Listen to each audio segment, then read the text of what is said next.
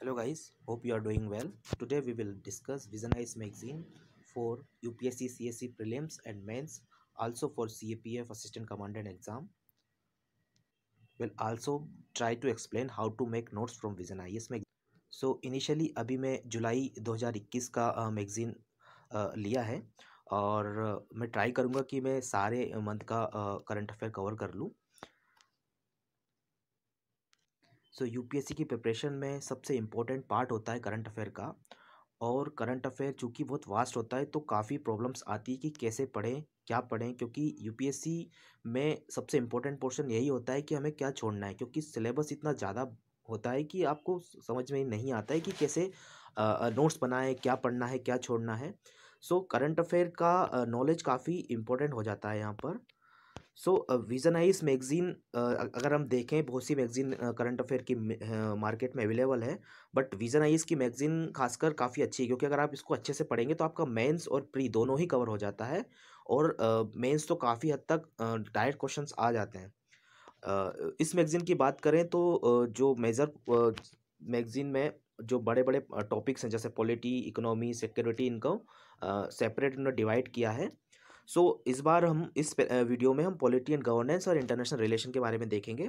मैं आपको डिटेल में इसमें नहीं बताऊंगा कि डिटेल में नहीं बताना है, बस सिंपली आपको ओवरव्यू में दूंगा कि कैसे आपको इसको पढ़ना है, कौन सा पॉइंट। और खासकर एक चीज़ और आपको याद रखना है, जब भी आप कोई करंट अफेयर पढ़ते हैं या फिर आप स्टैटिक पोर्शन पढ़ते हैं, तो उसमें तीन चीज़ों का ध्यान रखना होता है। पहला पॉइंट कि जो कंटेंट आप पढ़ रहे हो वो प्रीलिम्स के लिए इम्पोर्टेंट है या मेंस के लिए इम्पोर्टेंट है या वो फॉर्डर मटेरियल है। प्रीलिम्स के पॉइंट ऑफ व्यू से ये सेंस है कि वो क्वेश्चंस फैक्ट्स के रूप में आ सकते हैं। मेंस के पॉइंट ऑफ व्यू से हम ये बोल रहे हैं कि क्वेश्चंस डायरेक्ट आ सकते हैं। जैसे मान लो कोई टॉपिक कोऑपरेटिव फर्टिलाइजर पे है, तो ये क्वेश्चन यूपीएससी डायरेक्ट पूछ सकती है। और fodder material in the sense कि कोई टॉपिक जो है लाइक कोई कमिटी फॉर्म हुई है, तो वो कमिटी हम एज ए वे फॉरवर्ड में फॉर्डर मटेरियल के रूप में यूज़ करेंगे। तो ये तीनों चीज़ होती है बेसिकली, कोई सा भी कंटेंट, वो स्टैटिक हो या करंट अफेयर हो। अब हमें यही चीज़ पर ध्यान रखना है कि जब हम कोई सी भी चीज़ पढ़ते हैं, जब करंट अफेयर पढ़ेंगे विजन आईएएस मैगजीन से, तो हमें ये चीज़ हमारे दिमाग में क्लियर होना चाहिए कि ये टॉपिक प्रीलिम्स का है, मेंस का है, फॉर्डर मटेरियल का है। तभी हम अच्छा कंटेंट लिख पाएंगे और इररिलेवेंट चीज़ को छोड़ पाएंगे। तो उसके लिए आपको सबसे बेसिक चीज़ है लास्ट ईयर के क्वेश्चंस देखने हैं और ज़्यादा से ज़्यादा आपको पेपर लगाने हैं। ठीक है, उससे आपको बेसिक आइडिया होता है कि कौन सा कंटेंट किस से रिलेटेड है। ओके, और ये बहुत इंपॉर्टेंट हो जाता है स्पेशली फॉर बिगनर्स के लिए। तो बहुत प्रॉब्लम होती है कि आपको समझ में ही नहीं आता है कि आपको क्या पढ़ना है और कैसे पढ़ना है और किस चीज़ से रिलेवेंट है। ओके, अब यहाँ पर हम देखें पॉलिटी सेक्शन में, तो पहला जो टॉपिक है वो सब categorization of other backward classes. So ये न्यूज़ में इसलिए है क्योंकि जो यूनियन कैबिनेट है उसने अप्रूव किया है उसका एक्सटेंशन। जो एक कमेटी फॉर्म की थी सेंट्रल गवर्नमेंट ने, जिसका नाम था जस्टिस रोहिणी कमीशन। सो उनको जब फॉर्म करने का रीज़न ये था कि जो ओबीसी, जो बैकवर्ड कैटेगरी है, ओबीसी क्लास है, उसमें जितनी भी क्लासेस हैं उसको सबको यूनिवर्सल फ़ायदा नहीं मिल पा रहा रिजर्वेशन के। सो इसलिए इस कमेटी का फॉर्म किया था ताकि वो उसको डिवाइड कर सकें अलग अलग कैटेगरी में। सो उन्होंने एक टेंटिव रिकमेंडेशन दी है। सो हमें एक बेसिक आइडिया होना चाहिए, ये जो टॉपिक है वो प्रीलिम्स के लिए भी इतना इंपॉर्टेंट नहीं है और मेंस के लिए भी इतना इंपॉर्टेंट नहीं है। ये इंटरव्यू में जरूर आ सकता है, बट इसके कुछ कुछ पॉइंट्स हैं जो हमारे प्रीलिम्स के लिए इंपॉर्टेंट हो जाते हैं। जैसे कि जो मंडल कमीशन है, इसमें हमको बेसिक आपको आइडिया होना चाहिए कि आर्टिकल 340 क्या है। उसके बाद ओबीसी के बारे में थोड़ा सा कि टू लिस्ट बनती है सेंट्रल स्टेट गवर्नमेंट की, हल्का सा देखना है। अभी रिकमेंडेशन आई है तो ये इतना डिटेल में पढ़ना इंपॉर्टेंट नहीं है, जब फाइनल उसके ड्राफ्ट बन जाएगा उसके बाद हमें देखना है। बाकी फिर विजन आईएएस की इस मैगजीन में जो बैकग्राउंड, इस टॉपिक पर जो बैकग्राउंड है मंडल कमीशन वाला, वो हमें अच्छे से देखना है कि उसमें मंडल कमीशन रिपोर्ट कब आई थी, उसका पर्पस क्या था। इसी में ही हमको क्रीमिलेयर का क्राइटेरिया कंसेप्ट समझ में आएगा, जो कि इंदिरा सैनी जो जजमेंट से आया था 1992 में। उसके बाद इसमें एक और ये जो पोर्शन है national commission for backward classes, ये भी प्रीलिम्स के लिए इंपॉर्टेंट हो जाता है। इसमें हमें ये देखना है कि कौन से अमेंडमेंट एक्ट से ये आर्टिकल, ये जो बॉडी है, जो स्टैट्यूटरी बॉडी थी अर्लियर, सो वो अब कॉन्स्टिट्यूशनल बॉडी में कन्वर्ट हो गई है। ओके, तो ये एक इम्पोर्टेंट हो जाता है। उसके अलावा इसमें ऐसा जितना इंपॉर्टेंट है नहीं पोर्शन, आर्टिकल्स इंपॉर्टेंट है कौन सी मिनिस्ट्री के अंदर आता है। एज वी ऑल नो कि ओबीसी, एसटी, एससी, ये जो ओबीसी हैं और डिसेबल्ड पर्सन है, ये सब woman ministry of social justice and empowerment के अंदर आते हैं। तो एक ये रफ आइडिया आपको होना चाहिए। इसके बाद हम बात करें जुवेनाइल जस्टिस है। नेक्स्ट टॉपिक की हम बात करें जुवेनाइल जस्टिस। अमेंडमेंट बिल जो अभी रिसेंटली पार्लियामेंट ने पास किया है, ये भी एक इम्पॉर्टेंट टॉपिक है, बट इससे भी डायरेक्ट क्वेश्चंस नहीं आते हैं।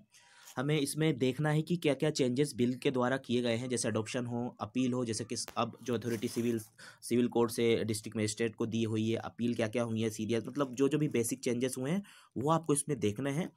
उसके अलावा जो बेनिफिट्स हैं बिल के वो हल्का सा आपको देखना है, ज़्यादा इतना इंपॉर्टेंट है नहीं।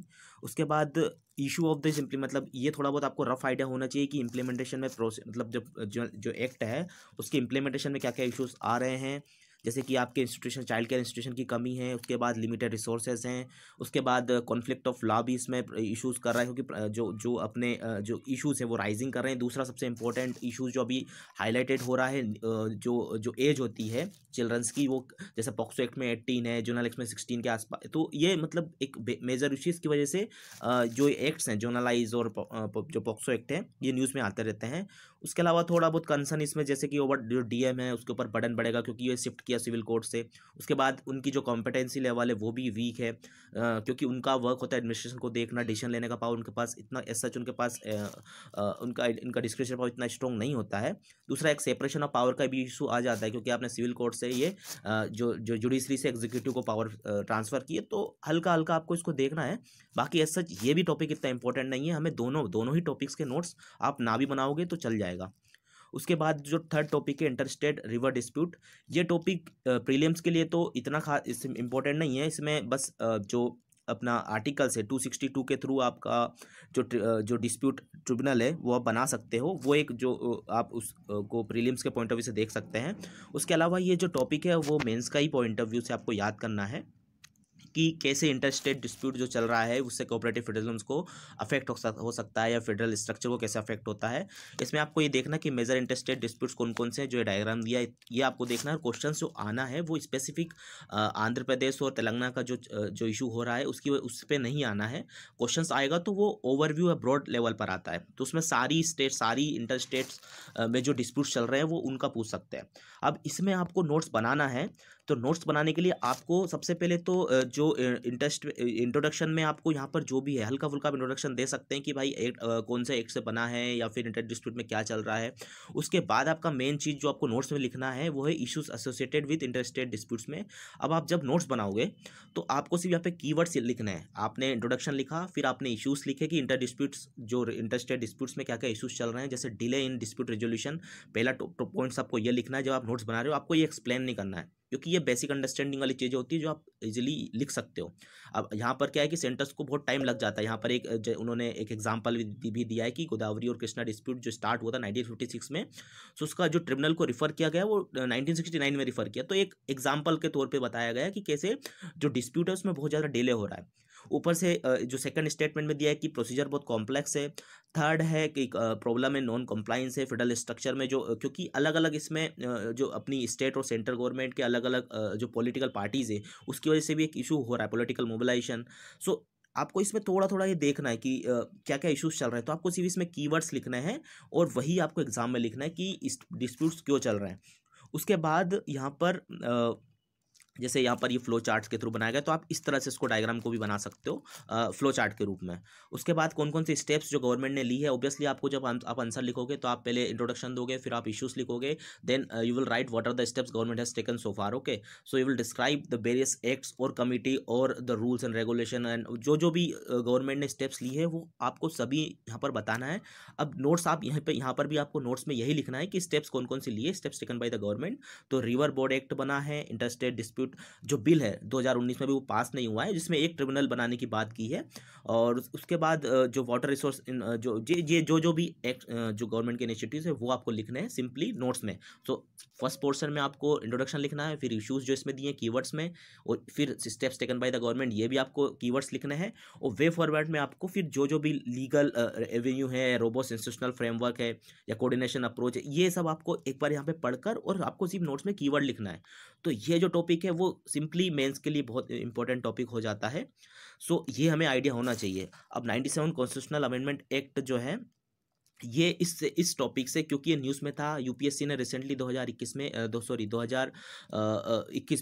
2021 में प्रीलिम्स में क्वेश्चन पूछ चुकी है ये कोऑपरेटिव सोसाइटीज़ के ऊपर, और ये क्वेश्चन इसीलिए आया था क्योंकि ये न्यूज़ में थी।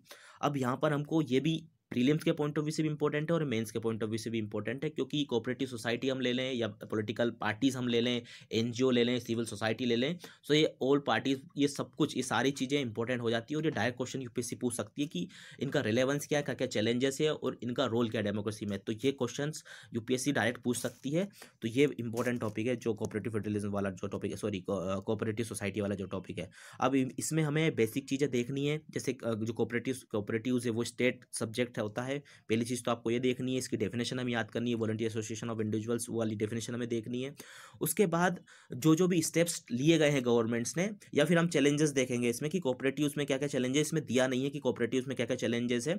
तो हमें ये भी देखना है कि कोऑपरेटिव्स में इम्प्लीमेंटेशन में चैलेंजेस है, या फाइनेंशियली, इकोनॉमिकल, सोशल, जो भी कंस्टेंट, जो भी इशूज है वो हमको लिखना है। उसके बाद सो फार गवर्नमेंट ने कौन कौन से जो स्टेप्स लिए हैं जो इसमें दिए हैं, जैसे कि अभी recently ministry of cooperation form हुई है, बैंकिंग रेगुलेशन अमेंडमेंट एक्ट आया हुआ है। उसके बाद जो रिसेंटली अमेंडमेंट जो किया 97 कॉन्स्टिट्यूशनल अमेंडमेंट एक्ट, ये प्रीलिम्स के पॉइंट ऑफ व्यू से इंपॉर्टेंट हो जाता है कि कौन कौन से लाइक फंडामेंटल राइट्स में भी ऐड किया था आर्टिकल्स 19(1)(c) में, फिर डीपीएसपी में ऐड किया था 43(b) में, ओके, और कौन से पार्ट में। सो ये जो चीज़ें हैं वो प्रीलिम्स के लिए इंपॉर्टेंट हो जाती हैं। सो ये टॉपिक मेंस के लिए बहुत इंपॉर्टेंट है। नोट्स में बता चुका हूँ आपको कैसे बनाने हैं, सिंपली क्रिप्स आपको कीवर्ड्स यूज़ करना है इसमें, ओके। अब ड्राफ्ट जो सिनेटोग्राफ अमेंडमेंट बिल 2021 है, सो ये भी एज सच मेंस के लिए ज़्यादा इंपॉर्टेंट हो जाता है। प्रीलिम्स के लिए बस आपको ये देखना है कि ये बॉडी जो बनती है वो कौन सी बॉडी है, कौन से एक्ट से बनती है, central board of film certification. उसके बाद इसमें जो इश्यूज आ जाते हैं वो मेजर, इस टॉपिक से जो क्वेश्चन आएंगे वो मेजर इशू यही आएंगे कि जो सेंसरशिप होती है वो कैसे अफेक्ट कर सकती है फ्रीडम ऑफ स्पीच को, ओके। सो क्वेश्चन इससे यही बन सकता है। सो इसमें जो दिया है कि इश्यूज इन प्रपोज अमेंडमेंट, तो ये तो आपको पढ़ना ही है, बट मेनली आपको देखना है कि कैसे सेंसरशिप और जो अपना फ्रीडम ऑफ स्पीच है इसको बैलेंस बनाए रखें। सो ये टॉपिक उसके लिए इंपॉर्टेंट हो जाता है। बाकी ऐसा जिसमें प्रीलिम्स के लिए इतना इंपॉर्टेंट नहीं है, ओके। जैसे ये इसने जो क्वेश्चंस दिया, censorship in media necessary evil, so ये जो टॉपिक है ये डायरेक्ट मेंस में आ सकता है। तो हमें ये मेंस के पॉइंट ऑफ व्यू से पढ़ना है, वो क्या क्या बैलेंस और कैसे अप्रोच करें वो हमें इसमें देखना है, ओके। सो एक ये टॉपिक हो गया। उसके बाद फॉरेस्ट राइट एक्ट जो है ये प्रीलिम्स के लिए भी इंपॉर्टेंट है और मेंस के लिए भी इंपॉर्टेंट है। प्रीलिम्स की हम बात करें, मेंस की बात करें तो ये as a fodder material use होगा फॉरेस्ट राइट एक्ट। इसमें जो है मेंस के लिए, प्रीलिम्स के लिए हम देखें तो प्रीलिम्स में हमें कुछ कुछ चीज़ें ये देखनी है कि फॉरेस्ट राइट एक्ट के अंदर, फर्स्ट ऑफ ऑल ये क्वेश्चन अभी रिसेंटली 2021 में यूपीएससी ने पूछा है कि फॉरेस्ट राइट एक्ट कौन सी मिनिस्ट्री के अंदर आता है। ये भी इसलिए पूछा था क्योंकि ये न्यूज़ में था, ओके। इसके पूछने का रीज़न भी यही था क्योंकि फॉरेस्ट राइट एक्ट अभी जो दोनों मिनिस्ट्री, इन्वायरमेंट फॉरेस्ट और ट्राइबल अवेयर मिनिस्ट्री है, तो ये दोनों ने अभी जॉइंट कम्युनिकेशन एक सेंड किया है, ठीक है। सो ये इसलिए न्यूज़ में था।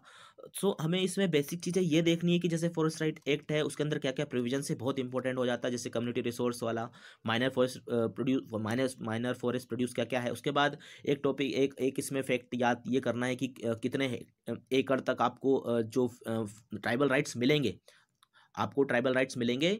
और अगर आपके पास ये एप्लीकेबल है, लाइक आपके पास अगर आपकी 4 जनरेशन, सॉरी यहाँ पे थ्री जनरेशन आपकी जो है, अगर 2005 तक उस पर्टिकुलर फॉरेस्ट में रहती है तो आपको ये पर्टिकुलर राइट्स मिलेंगे, ओके। और आपको मैक्सिमम 4 हेक्टेयर तक लैंड आपको दिया जाएगा, ओके। सो ऐसे कुछ कुछ इंपॉर्टेंट जो प्रोविजंस है वो आपको याद करने, क्योंकि प्रीलिम्स में आ सकता है। मेंस में तो एज ए फॉर्डर मटेरियल आपको यूज़ करना है कि व्हाट जो इनिशिएटिव्स हम लिखेंगे ट्राइबल अफेयर्स में, ट्राइबल कम्युनिटी के डेवलपमेंट के लिए, तो ये एक जो फॉरेस्ट राइट एक्ट है वो हमें इसमें लिखना है। बाकी issues in effective implementation of the act, हमें इसमें यह देखना है कि कौन कौन से एक्ट, इसमें जो एक्ट्स के इम्प्लीमेंटेशन में क्या क्या प्रॉब्लम्स आती है। तो जनरल पॉइंट्स हैं वो आप देख सकते हैं कि इसमें जनरल पॉइंट्स दिए कि पॉलिटिकल विल का इशू है, सिस्टमेटिक इशूज़ का इशू है।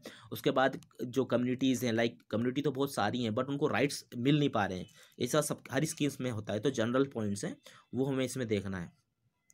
उसके बाद हम बात करें ये वाला जो बॉक्स है उसमें कुछ अलग इनिशिएटिव्स भी जो गवर्नमेंट ने लाई है, जैसे वन धन योजना हो गई।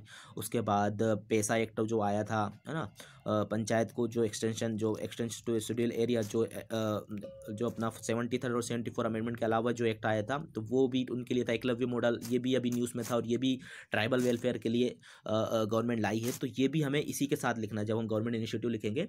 तो इस टॉपिक में हमें यही सब देखना है कि जो एक्ट है वो वो तो यूपीएससी पूछ चुकी कौन सी मिनिस्ट्री में आता है। बाकी इसके ऑब्जेक्टिव्स हमें देखना है, कौन कौन से प्रोविजन है इंपॉर्टेंट है, कौन कौन से इसके इम्प्लीमेंटेशन में क्या क्या इशूज़ है, ऐसा चीज इतना इंपॉर्टेंट फोल्डर मटेरियल में ही ये यूज़ होना है।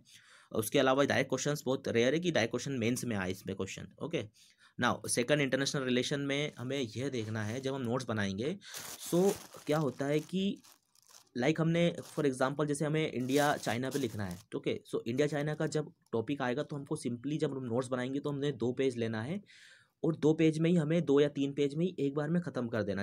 अभी जो नेक्स्ट टॉपिक है वो अपना इंडिया नेपाल का आएगा। सो इंडिया नेपाल का जब आप नोट्स बनाओगे ना, सो नोट्स बनाते समय आप सिर्फ एक बार में 2 पेज में आपने पूरा अपने इंडिया नेपाल लिख दो, कि मैं आपको बताऊंगा कैसे लिखना है। उसके बाद आपको बार बार इंडिया नेपाल नहीं पढ़ना है। एक बार आपने इंडिया नेपाल का आपने नोट्स बना लिया तो सिर्फ जो भी कुछ इवेंट रिसेंटली इवेंट होते हैं वही आपको नोट डाउन करने हैं, ताकि जो टाइम बचे हम अपना इथिक्स और जी पेपर 1 और अपने ऑप्शनल में दे सके। क्योंकि हम क्या होता है ना, द हिंदू पढ़ते हैं और ये न्यूज़ बहुत हाईलाइटेड रहती है, तो बार बार हम इन्हीं चीज़ को पढ़ते रहते हैं, तो इसमें काफ़ी टाइम वेस्ट हो जाता है। अब पहले टॉपिक की हम बात करें स्ट्रेटेजिक ऑटोनॉमी की।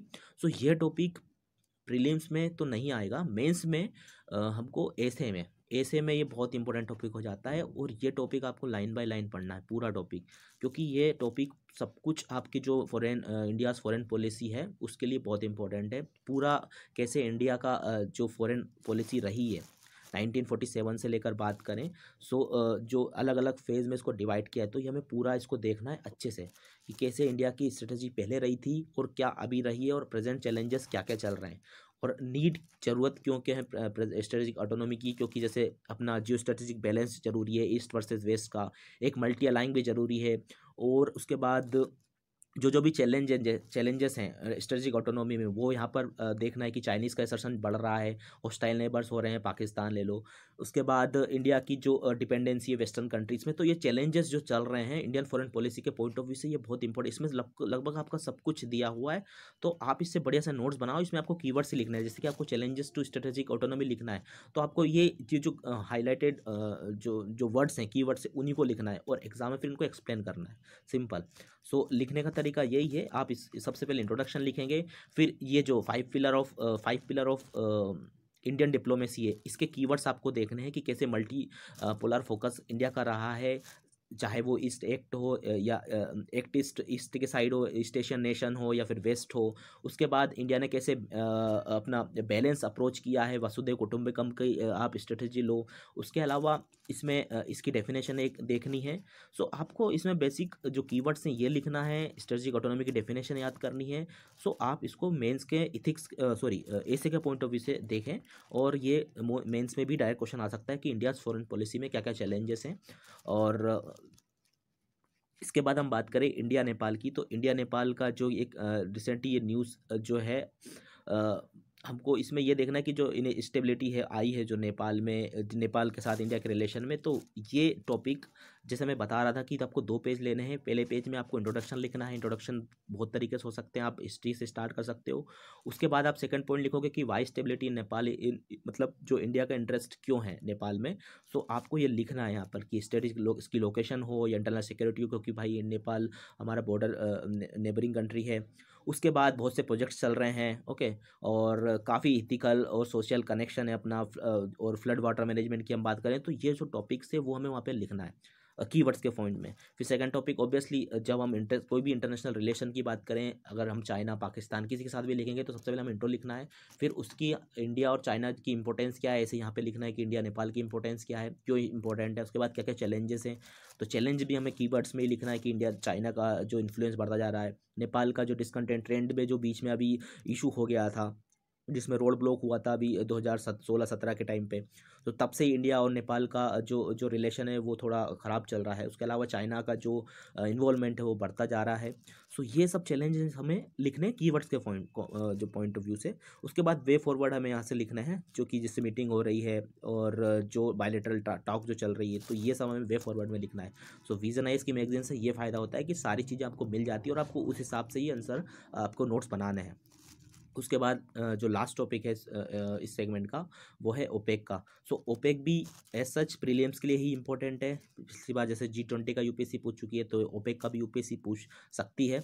अब ओपेक में कैसे ओपेक बना, तो ये जो बॉक्स है ये इंपॉर्टेंट हो जाता है, इंडिया इसका मेंबर है या नहीं। और चूंकि ये जो टॉपिक है जैसे कि how the this fluctuation of oil prices impact India, okay. So आपको ब्रीफ आइडिया होना चाहिए कि कोई सा भी इवेंट होता है आउटसाइड इंडिया, तो हमारा क्या क्या कंसर्न हो सकते हैं। जैसे इंडिया का इंपोर्ट 80% ऑफ और जो हम लोग का इंपोर्ट होता है ऑयल, वो हम बाहर से मंगवाते हैं, ठीक है। 80% हमारा ऑयल बाहर से ही आता है। सो कैसे हम लोग की जो एनर्जी सिक्योरिटी है वो इससे डील हमें इश्यूज आ सकते हैं। सो ये मेजर हमें आइडिया होना चाहिए। आप इससे नोट्स ना बनाओ तो भी ठीक चल जाएगा, तो बस आपको यहाँ पे ओपेक देखना है। उसके बाद नेक्स्ट टॉपिक हम नेक्स्ट वीडियो में मैं इकोनॉमिक को डिस्कस करूँगा। और आपको कुछ डाउट हो तो आप मुझसे पूछ सकते हैं कमेंट सेक्शन में। Thank you.